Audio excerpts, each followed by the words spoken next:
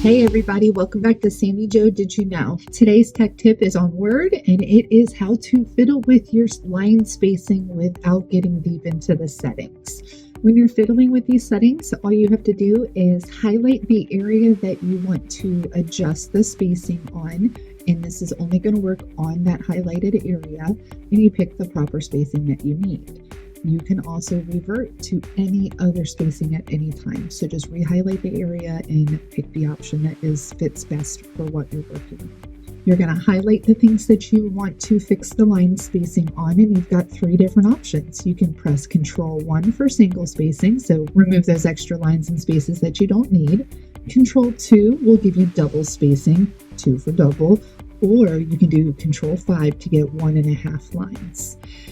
Nice for whenever you're trying to work on a document and maybe things have gotten a little out of whack, or it helps to extend an essay. As always, like and subscribe below for more Sammy Joe Did You Know? See you guys next week.